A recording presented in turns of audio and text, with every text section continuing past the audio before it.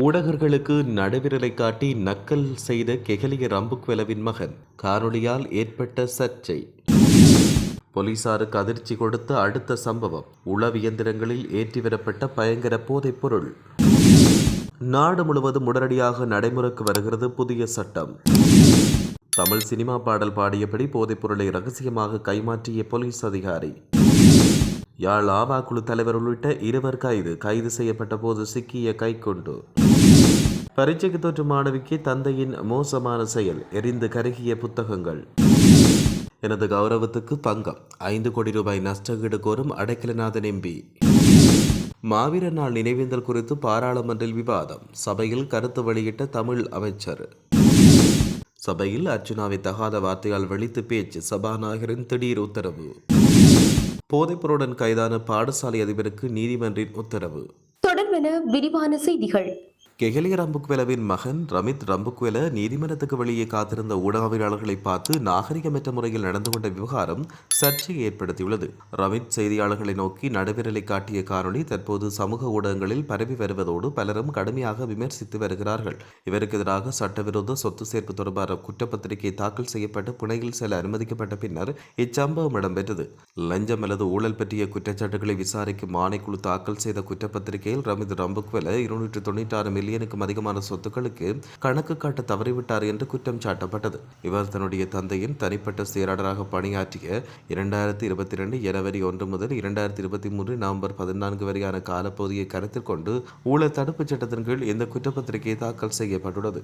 இவருக்கு எதிராக சட்டப்படி குற்றப்பத்திரிகை வழங்கப்பட்ட சிறிது நேரத்தில் கொழும்பு மேல் நீதிமன்றத்தில் வெளியே செய்தியாளர்களை நோக்கி நடவடிக்கை காட்டிய காணொளி சமூக ஊடகங்களில் சலசலப்பை ஏற்படுத்தியுள்ளது. கண்டி கிரிந்த பகுதியில் போதைப்பொருளுடன் 6 சந்தேக நபர்கள் மேல்மாகாண வடக்கு போலீஸ் குற்றத்தடுப்பு பிரிவால் கைது செய்யப்பட்டனர். மேல்மாகாண வடக்கு போலீஸ் குற்றத்தடுப்பு பிரிவுக்கு கிடைத்த தகவலின் பேரில் மேற்கொள்ளப்பட்ட சுற்றிவளைப்பில் இவர்கள் கைதாகினர். கைது செய்யப்பட்டவர்களிடமிருந்து ஐஸ் உள்ளிட்ட பல்வேறு போதைப் பொருட்கள் மீட்கப்பட்டுள்ளன. கைப்பற்றப்பட்ட போதைப் பொருட்களின் மொத்த நிறை சுமார் 300 கிலோகிராம் என்றும் தெரிவிக்கப்பட்டுள்ளது. தேசிய அடையாள அட்டைகளை வழங்குவதில் தற்போது நிலவும் தாமதத்தை துரிதமாக சீரமைக்க தேவையான நடவடிக்கைகளை எடுக்குமாறு ஆட்பதிவு திணைக்கள அதிகாரிகளுக்கு ஜனாதிபதி உத்தரவிட்டார். டிஜிட்டல் பொருளாதார அமைச்சின் 2025 ஆண்டுக்கான முன்னேற்ற மீளாய்வு கூட்டம் டிஜிட்டல் பொருளாதார அமைச்சின் வளாகத்தில் டிஜிட்டல் பொருளாதார அமைச்சர் அன்ருகுமார் திசாநாயக்க தலைமையில் நேற்று இடம்பெற்றது.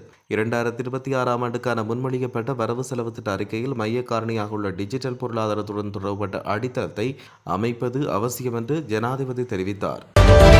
பாதுகாப்பு தரப்பால் கைப்பற்றப்பட்ட போதைப்பொருளை நுரைச்சோலை காவல்துறை பொறுப்பதிகாரியின் ஆதரவோடு விநியோகிக்கும் போதைப்பொருளை விநியோகிக்கும் மாபியா தொடர்பிலான குரல் பதிவு அண்மைய நாட்களில் சமூக ஊடகங்களில் பகிரப்பட்டுள்ளது. பறிமுதல் செய்யப்பட்ட போதைப்பொருளை மீண்டும் அதற்கு சொந்தமான கும்பலிடம் வழங்குவது தொடர்பில் இந்த குரல் பதிவு அமைய பெற்றுள்ளது. இந்நிலையில் குறித்த விடயம் தொடர்பில் நாடாளுமன்றில் கேள்வி எழுப்பப்பட்டது. பாதுகாப்பு பிரதி அமைச்சர் அருண ஜெயசேகர தன்னுடைய உரையின் போது வடக்கு கிழக்கில் போதைப்பொருள் கடத்தலில் ராணுவமும் காவல்துறையும் தொடர்புபட்டுள்ளதாக குற்றம் சுமத்துகிறார். அதில் உள்ள உண்மைத்தன்மையை அறிந்து கருத்து தெரிவிங்கள் என கூறியிருந்தார். இதன்போது அவரின் உரையின் பின்னர் கருத்து வெளியிட்ட எதிர்த்தரப்பு நாடாளுமன்ற உறுப்பினர் ரிஷாட் பதுவுதீன் சபாநாயகரை தற்போது பாதுகாப்பு பிரதி அமைச்சர் போதைப்பொருள் கடத்தலில் ராணுவம் மற்றும் காவல்துறை ஈடுபாடு குறித்து கருத்து வெளியிடுகிறார். தற்போது ஒரு குரல் பதிவு வழியாகி சமூக ஊடகங்களில் அதிகம் பகிரப்பட்டு வருகிறது. நுரைச்சோலை காவல்துறை பொறுப்பதிகாரியின் நடவடிக்கை இதன் மூலம் அம்பலமாகியுள்ளது. இதற்கு என்ன பதிலை அரசாங்கம் கூறப்போகிறது என்றும் அவர் கேள்வி எழுப்பினார். யாழ்ப்பாணத்தில் வாழ்வெட்டு சம்பவங்களை அரங்கேற்றி வரும் ஆவா குழு தலைவர் வினோத் உள்ளிட்ட 2 நேற்று சுன்னாகம் போலீசாரால் கைது செய்யப்பட்டுள்ளனர். ஆவா குழு வினோத் என்பவர் 2 கிராம் 400 மில்லிகிராம் ஹெரோயினுடனும் அவரின் சகா ஒருவர் கைக்குண்டு மற்றும் பாருடனும் கைது செய்யப்பட்டுள்ளார். சுன்னாகம் போலீசார் மேற்கொண்ட சுற்றி வளைப்பின் போது இருவரும் வெவ்வேறு இடங்களில் வைத்து கைது செய்யப்பட்டனர். கைது செய்யப்பட்டுள்ள சந்தேக நபர்களை நீதிமன்றில் முன்னிலைப்படுத்துவதற்கான நடவடிக்கைகளை போலீசார் மேற்கொண்டு வருகின்றனர். உயர்தர பரீட்சைக்கு தயாராகிக் கொண்டிருந்த தன்னுடைய மகளின் பாட புத்தகங்கள் மற்றும் உடைகளை எரித்ததாக கூறப்படும் தந்தையை எதிர்வரும் 17ஆம் தேதி வரை விளக்கமறியலில் வைக்க பலாங்குடை நீதவான் நீதிமன்றம் உத்தரவிட்டது. சந்தேக நபர் பலாங்குடை சமநலவிவ சீலகம பகுதியில் தச்சு தொழிலில் ஈடுபட்டு வரும் ஒருவர் என்று தெரிவிக்கப்படுகிறது. இந்த நபர் கடந்த 9ஆம் தேதி இரவு மதுபோதையில் வந்து தன்னுடைய மனைவியுடன் தகராறில் ஈடுபட்ட நிலையில் அவரின் மனைவி மற்றும் பிள்ளைகளை வீட்டை விட்டு வெளியேறியுள்ளதாக தெரிவிக்கப்பட்டுள்ளது. அதன்போது உயர்தர பரீட்சைக்கு தோற்றும் சந்தேக நபரின் மகளின் பரீட்சை அனுமதி அட்டை, சீருடை மற்றும் சில புத்தகங்களை மட்டும் அவர் எடுத்துக் கொண்டு சென்றுள்ளார். இந்நிலையில் சந்தேக நபர் இரவு வீட்டுக்கு வந்து தீ வைத்ததால் வீட்டின் ஒரு பகுதி எரிந்ததோடு அந்த சிறுமியின் மீதமிருந்த அனைத்து புத்தகங்களும் உடைகளும் எரிந்து நாசமாகியுள்ளதாக தெரிவிக்கப்பட்டுள்ளது. தன்னுடைய பெயருக்கும் கௌரவத்துக்கும் பங்கம் விளைவிக்கும் வகையிலும் அரசியலில் இருந்து ஒதுக்கச் செய்யும் நோக்கத்திலும் இணைய ஊடகங்கள் வழியாக பல குற்றச்சாட்டு முன்வைத்ததாக கூறப்படும் நடராஜா பெஞ்சமின் கனகரத்னம் என்பவருக்கு எதிராக சட்ட நடவடிக்கை எடுக்கப்பட்டுள்ளது. இது தொடர்பில் பாராளுமன்ற உறுப்பினர் செல்வம் அடைக்கல்நாதன் தெரிவிக்கையில், தனது சட்டத்தணியின் மூலம் நடராஜா பெஞ்சமின் கனகரத்னத்துக்கு கோரிக்கை கடிதம் அனுப்பி வைக்கப்பட்டுள்ளதாகவும் அவரிடமிருந்து 5 கோடி ரூபாய் நஷ்டஈடு கோரியுள்ளதாகவும் தெரிவித்தார். தமிழ் மக்களுக்கு முக்கியமான கார்த்திகை மாதத்தில் வடகிழக்கில் இருக்கின்ற தமிழ் மக்கள் தங்களின் பிள்ளைகளை நினைவு கூறுகிறார்கள் என கடற்றொழில் நீரியல் மற்றும் கடல் வளங்கள் அமைச்சர் ராமலிங்கம் சந்திரசேகர் தெரிவித்தார். அத்துடன் தமிழ் மக்களுக்கு ஏதாவது செய்ய வேண்டும் என்று போராடிய இளைஞர்கள் அல்லது மக்களுடைய எதிர்பார்ப்பு, ஆசைகள், அபிலாஷைகள் என்ன என்பதை நாங்கள் புரிந்து கொள்ள வேண்டும் என்றும் சுட்டிக்காட்டினார். நேற்றைய நாடாளுமன்ற அமர்வில் உரையாற்றும் போது அவர் இந்த விடயத்தை குறிப்பிட்டார். யாழ்ப்பாண குடாநாட்டில் இடம்பெயர்ந்த ஒவ்வொரு குடும்பத்துக்கும் அடுத்த 3 முதல் 4 ஆண்டுகளுக்குள் வீடுகள் கட்டி முடிக்கப்படும் என்று அரசாங்கம் தெரிவித்துள்ளது. இந்த விடயத்தை வீடமைப்பு பிரதியமைச்சர் டி.பி. சரத் தெரிவித்தார். 2026ஆம் ஆண்டுக்கான பாதத்தின் 2ஆம் வாசிப்பு மீதான 3ஆம் நாள் விவாதத்தில் கலந்து கொண்டு உரையாற்றும் போது அவர் இவ்வாறு தெரிவித்தார். நாடாளுமன்றத்தில் தன்னை தகாத வார்த்தைகளில் வெளித்து பேசியதால் தமது வரப்பிரசாதங்கள் மீறப்பட்டதாக அர்ச்சுனா ராமநாதன் கடிதம் மூலம் அறிவித்துள்ளதாக சபாநாயகர் நாடாளுமன்றில் தெரிவித்தார். நாடாளுமன்ற நிலையற் கட்டளை பிரகாரம் நாடாளுமன்ற அலுவல்களை ஆரம்பித்து வைத்து பேசும்போது அவர் இவ்வாறு தெரிவித்தார். 8/11/2025 வரவு செலவு திட்ட விவாதத்தில் இடம்பெற்ற சம்பவம் தொடர்பில் நாடாளுமன்ற செயலாளருக்கு ஏற்கனவே அறிவித்துள்ளேன். அர்ச்சுனா ராமநாதனுக்கு எதிராக வெளித்து பேசிய தகாத வார்த்தைகளை கன்சாட்டில் இருந்து அகற்றுமாறும் எதிர்காலத்தில் அவ்வாறு செயற்படாதவாறும் நடவடிக்கை எடுக்குமாறு அறிவிக்கப்பட்டுள்ளது என்று அவர் கூறியுள்ளார். அனுராதபுரம் பிரதேசத்தில் போதைப்பொருளுடன் கைது செய்யப்பட்ட பாடசாலை அதிபரை எதிர்வரும் 26ஆம் தேதி வரை விளக்கமறையில் வைக்குமாறு தபுத்திகம நீதவான் நீதிமன்றம் உத்தரவு பிறப்பித்துள்ளது.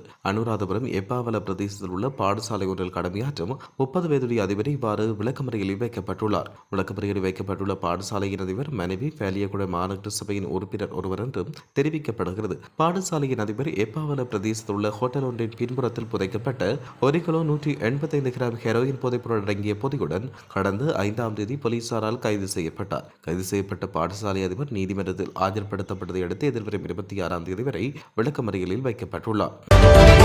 லஞ்ச ஊழல் விசாரணை ஆணைக்குழுவால் நேற்று கைது செய்யப்பட்ட முன்னாள் அமைச்சர் பிரசன்ன ரணதுங்கவை பிணையில் செல்ல கொழும்பு நீதவான் நீதிமன்றம் அனுமதி வழங்கியுள்ளது. லஞ்ச ஊழல் விசாரணை ஆணைக்குழு மற்றும் பிரதிவாதி தரப்பு சட்டத்தரணிகள் முன்வைத்த காரணிகளை ஆராய்ந்த பின்னர் கொழும்பு பிரதான நீதவான் அசங்கேஸ் போதரகம பிற்பகல் உத்தரவை பிறப்பித்தார். வாக்குமூலம் ஒன்றை பதிவு செய்வதற்காக லஞ்ச ஊழல் விசாரணை ஆணைக்குழுவில் நேற்று காலை முன்னிலையான போது முன்னாள் அமைச்சர் கைது செய்யப்பட்டிருந்தார். சுற்றுலா அமைச்சின் கீழ் உள்ள 4 நிறுவனங்களின் ஊழியர்களுக்கு வழங்கப்பட்ட நேரடி மருத்துவ காப்புறுதிக்காக சட்டவிரோதமாக ஒரு தனியார் தரக நிறுவனம் நியமிக்கப்பட்ட மூலம் இலங்கை காப்புறுதி கூட்டுத்தாபனத்துக்கு நட்டத்தை ஏற்படுத்தியதாக அவர் கைது செய்யப்பட்டமை குறிப்பிடத்தக்கது. வவுனியா கொரவப்புத்தானி வீதியில் சுகாதார சீர்கேட்டுடன் இயங்கிய உணவகம் ஒன்று மாநகர சுகாதார பரிசோதகர்களால் சீல் வைத்து மூடப்பட்டுள்ளது. வவுனியா கொரவப்புத்தானி வீதியில் உள்ள உணவகம் ஒன்றில் வழங்கப்பட்ட உணவில் புழு காணப்பட்டதாகவும் சுகாதார சீர்கேட்டுடன் இந்த உணவகம் இயங்கியதாகவும் தெரிவித்து வவுனியா மாநகர சபை பொது சுகாதார பரிசோதகர்களால் நீதிமன்ற உத்தரவுக்கமைய அது மூடப்பட்டது. இன்றிலிருந்து எதிர்வரும் 25ஆம் தேதி வரை குறித்த உணவகம் மூடப்படுவதாக அறிவிக்கப்பட்டுள்ளமை குறிப்பிடத்தக்கது. நீர்நிலைகளில் இருந்து மிதக்கும் கழிவுகளை தானாகவே சேகரிக்கும் திறன் கொண்ட ரோபோ இயந்திரத்தை அறிமுகப்படுத்துவதற்கு கடல்சார் சுற்றுச்சூழல் பாதுகாப்பு அதிகார சபை நடவடிக்கை எடுத்துள்ளதாக தெரிவிக்கப்பட்டுள்ளது. இந்த இயந்திரம் 5G தொழில்நுட்பத்தை பயன்படுத்தி செயற்படும் என்றும் அதன் செயல்திறன் மற்றும் நிகழ்நேர கண்காணிப்பு திறன்களை மேம்படுத்தும் என்றும் இலங்கையில் இந்த இயந்திரங்களை அறிமுகப்படுத்துவதற்கான நிகழ்ச்சி சுற்றுச்சூழல் அமைச்சர் தலைமையில் நேற்று இடம்பெற்றதாக தெரிவிக்கப்பட்டுள்ளது.